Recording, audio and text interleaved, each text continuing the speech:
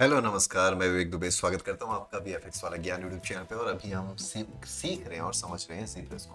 तो देखिए, already primitive को लेकर के मैंने वीडियो बना दिया है, विपोर्ट को कैसे कंट्रोल करना है ये भी मैंने बता दिया है, और किस तरीके से आप एक स्फेयर को या किसी भी प्रिमिटिव को स्कल्पटिंग के लिए रेडी कैसे करेंगे, यानी मेक पॉलीमेथ 3D के बारे में भी अब आपको पता चल चुका है। इसके अलावा हमने ट्रांसफॉर्म पैनल पे जाकर के सिमेट्री भी देखा हुआ है। तो अगर आप ये सारे वीडियो नहीं देखें तो आप प्लेलिस्ट में जाकर के ज़रूर देखें।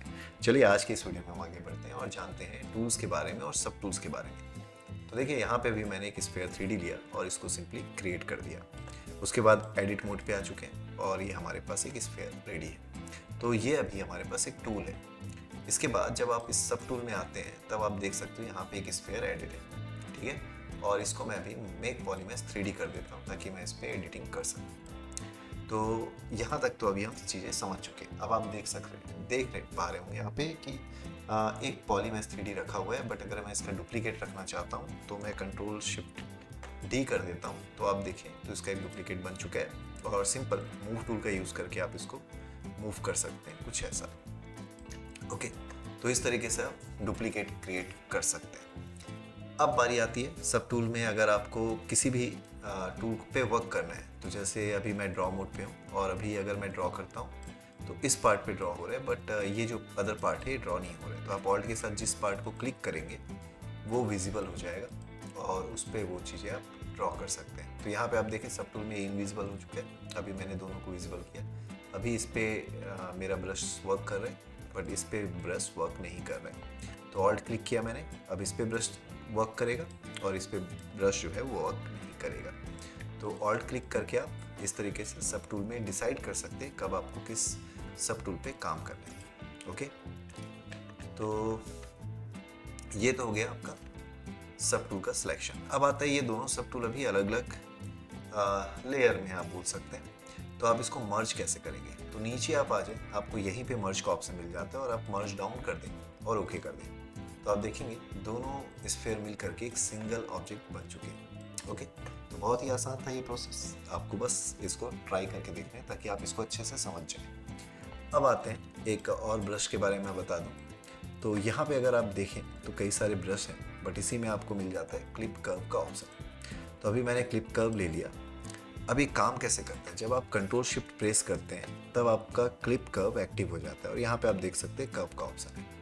तो अगर मैं फ्रंट पे आ जाऊँ और सिंपल इस तरीके से कंट्रोल और शिफ्ट के साथ ड्रैग करूँ तो जो ब्लैक साइड है वो साइड रिमूव हो जाएगा। ओके, तो अगर मैं ऐसा करूँ और ये ब्लैक साइड आप देखेंगे रिमूव हो चुका है।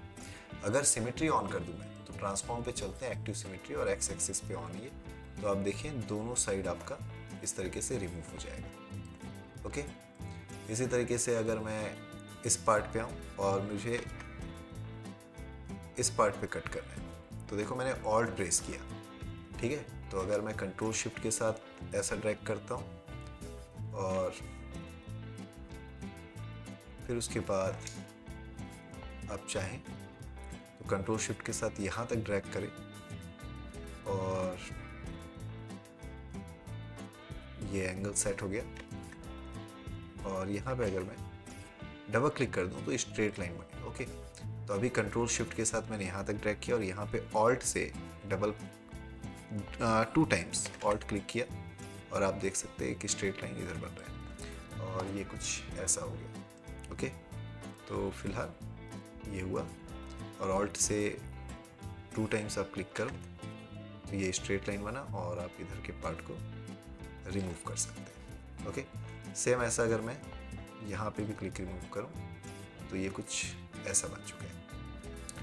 ओके, देन आप BMV प्रेस करें तो आपका मूव ब्रश आ जाएगा और इससे आप अपने मॉडल के शेप को कुछ इस तरीके से चेंज कर सकते हैं। ओके, ब्रश की साइज़ कम करनी है तो एस प्रेस करें और साइज़ कम कर लें ताकि आप इस तरीके से इस पे वर्क कर सकें। और ऐसा ही यहाँ पे मैं इस पार्ट पे भी काम कर सकता हूँ। इसको थोड़ा अंदर दबा दिया मैंने और इस पार्ट को थोड़ा बाहर निकाला, तो इस तरीके से आप इस पे वर्क कर सकते हैं। ओके, साइज़ बढ़ाते हैं ब्रश का एस प्रेस करके और ये शेप कुछ ऐसा हो चुका है। शिफ्ट के साथ अगर आप ब्रश चलाते हैं तो ये कुछ इसको ऐसा स्मूथ कर देगा। ओके, ठीक है। अभी इसमें एक और ब्रश है, वो है BCB यानी क्ले बिल्डअप ब्रश। इसकी भी साइज़ कम कर लेते हैं और अगर मैं इसका यूज़ करके कुछ ऐसा करूँ तो आप देख सकते हैं आई का एक सॉकेट बन चुका है। अभी मैं जो प्रैक्टिस कर रहा हूँ या अभी मैं जो वीडियो में आपको दिखा रहा हूँ, ये मैं इसमें माउस का यूज़ कर रहा हूँ। तो माउस में क्या नहीं होता, आपका प्रेशर आप जनरेट नहीं कर सकते। ओके, तो अगर आप पेन टैबलेट यूज़ करते हैं तो प्रेशर पे अच्छे से वर्क कर सकते हैं। तो अभी मैंने ये कुछ ऐसा वर्क किया और शिफ्ट के साथ उसको स्मूथ करा। वैसे अगर मैं यहाँ पे अभी अब पेन टैबलेट यूज़ कर लूँ और पेन टैबलेट के यूज़ करके अगर मैं इस तरीके से ड्रॉ करता हूँ तो आप देख सकते हैं ये प्रेशर पे वर्क कर रहा है। जहाँ पे ज़्यादा प्रेशर दूंगा वहाँ पे ज़्यादा पॉलीगन निकलेगा और जहाँ पे कम वहाँ पे कम पॉली बिल्डअप होगा। ओके, तो ये आपका फ़ायदा है अगर आप पेन टैबलेट यूज़ करते हैं तो। फिलहाल ये जो मॉडल है इसमें आप देख सकते हैं पॉलीगन्स अभी भी कम है, बट अगर इसे मैं यहाँ पे आ जाऊँ, आप देखें यहाँ पे आपको ऑप्शन मिलेगा अलग अलग। तो यहाँ पे अगर के आप देख सकते हैं मुझे यूज़ करना है डायनामिक्स। तो डायनामिक्स जो ऑप्शन वो मिलेगा कहाँ, तो अगर आप ज्योमेट्री पे आ जाए तो आपको यहाँ मिलता है डायनामिक्स, और डायनामिक्स करते ही आप इस देख सकते हैं इसकी पॉलीगन डेंसिटी बहुत ज़्यादा बढ़ चुकी है। ओके, अभी पॉली फ्रेम को ऑफ कर देते हैं और अब अगर मैं यहाँ से इसका नोज़ बनाने का सोचूं तो ज़्यादा ईजली मैं इसको ड्रॉ कर सकता हूँ। ओके, और अभी मैं अगेन पेन टैबलेट यूज़ कर रहा हूँ अपना, तो आप देख सकते हैं मैं प्रेशर दे पा रहा हूँ इस पर, और जस्ट लाइक जैसे आप स्केचिंग ड्राइंग करते हैं वैसा ही यहाँ पे ये ड्राइंग हो रहा है और कुछ नहीं। और इसके बाद मैं अगर शिफ्ट के साथ कर रहा हूँ तो ये उसको स्मूथ कर दे रहा है। ओके, तो अगर आपको कैरेक्टर का फेस बनाना है इन दैट सिचुएशन आप इस टेक्निक का यूज़ कर सकते हैं। जो मैं आपको जो टूल्स बता रहा हूँ टूल्स का आप यूज़ कर सकते हैं। ओके, तो ये था सिंपल सा प्रोसेस कि आपको कैसे टूल्स सब टूल्स को मर्ज करना है, या आप किस तरीके से क्लिप का यूज़ करेंगे, और कैसे आप स्ट्रेट लाइन से कट करेंगे, या फिर अगर आपको कर्व यूज़ करना है जैसे कि कंट्रोल शिफ्ट मैंने प्रेस करके रखा हुआ है और अगर मैं ऐसा ड्रैग करता हूँ तो ये तो स्ट्रेट लाइन है, पर अगर मैं यहाँ पे ऑल्ट का सिंगल क्लिक करूँ कीबोर्ड पे तो आप देखें यहाँ पे कर्व बनेगा।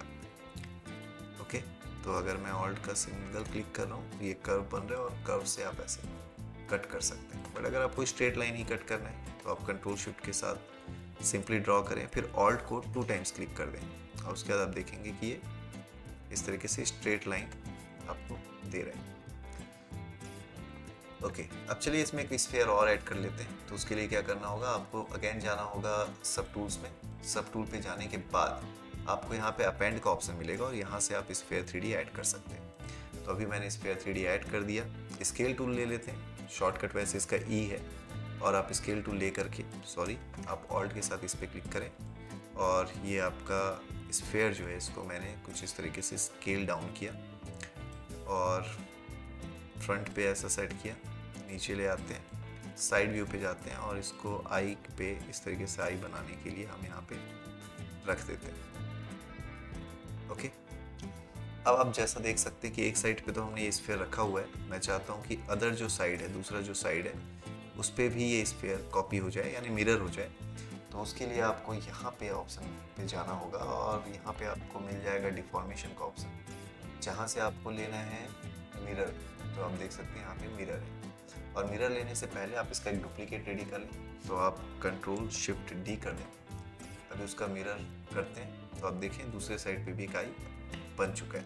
ओके, तो ये बहुत ही सिंपल सा प्रोसेस था। अब अगर सब टूल पे आप वापस आए तो आप देख सकते हैं एक पे हेड है, हेड के बाद ये 2 आई बॉल है। तो अगर मैं इसे मर्ज करना चाहता हूँ तो सिंपल है, merge down, okay, and then again merge down.